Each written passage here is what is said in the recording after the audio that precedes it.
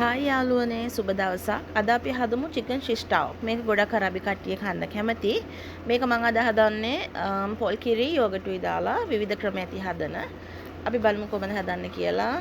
Chop කරගත්ත උළුණු ටිකක් දාගන්න. ඒකටම තෙල් ටිකක් දාලා රන්වන් පාට වෙනකන් ඒක අපි හොඳින් බැදගමු. ගොඩක් බැද ගන්නව නෙමේ. යන්තම් තෙලේ මලවලා අරගෙන මම මෙතන පාවිච්චි කරන්නේ සුදුලුණු චොප් කරපුවා විතරයි. ඉඟුරු සුදුලුණු තියෙනවා නම් ඔයාලා පාවිච්චි කරන්න. ඔයාලගේ ගෙවල් වල කනවා නම්. ඒ හැමදේම දාගත්තා. ඊළඟට අපි ඒක හොඳින් මික්ස් කරගන්නවා. ඊළඟට අපි එකතු කරගන්නවා තක්කාලි පේස්ට්, ටොමැටෝ පේස්ට් එක, මැජුන්. තක්කාලි පේස්ට් එක එකතු කරගත්තා. ඒකත් හොඳින් අපි මික්ස් කරගන්නවා. ඊළඟට අපි බලමු අපි මොනවද එකතු කරගන්නේ කියලා. ඊළඟට අපි දාගන්නවා අර ෆිෂ් ටවුක් ටික. Chicken fish tawook. Fish tawook කියලා තමයි අරබියෙන් කියන්නේ. ඒ කියන්නේ චිකන් වගේක් අර කුටි කුටි කෑලි වලට කපලා මැරිනේට් කරලා ඒගොල්ලෝ පැකට් වලට දාලා තියෙන්නේ. හරි. චිකන් ටික දාගත්තා. ඊළඟට අපි දාගන්නවා කරි පවුඩර් ටිකක්. කරි පවුඩර් ටිකක් දාගත්තට පස්සේ ඊළඟට අපි කහ කුඩු ටිකක් දාගන්නවා. කුර්කුම්. අරබියෙන් කුර්කුම්.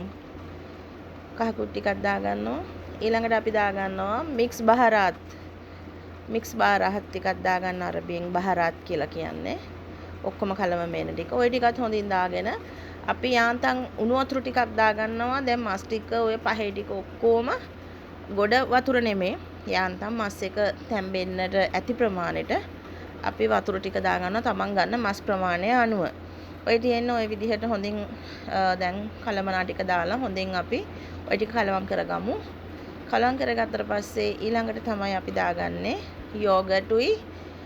මෙහෙ ඉතින් අරාබියේ පොල් කිරි තියෙනවා ටින් එක. අපි වගේ පොල් ගාලා එහෙම ගන්නවා අඩුයි. පොල් කිරි යෝගටුයි හොඳට දිය කරලා වතුර මුකුත් දාන්න එපා. යෝගට් එකෙම පොල් කිරි පොල් පවුඩර් එක, කොකොනට් පවුඩර් දාලා ඒක හොඳට මික්ස් කරලා අර අපි හදාගත්ත චිකන් එකට දාගමු.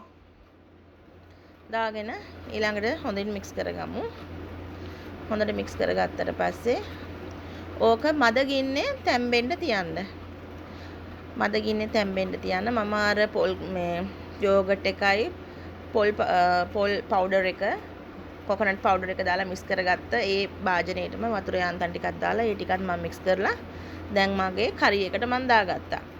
ඒ දාලා ඉවරලා දැන් ඉතින් ওই විදිහට හැදෙන්නේ. ඕක කොහොමම ඕගොල්ලෝ ලෝ ෆයර් එකේ තියලා තෙල් පෑදෙන්න තියලා ගන්න. එහෙනම් යාළුවනේ ගිහින් එන්න.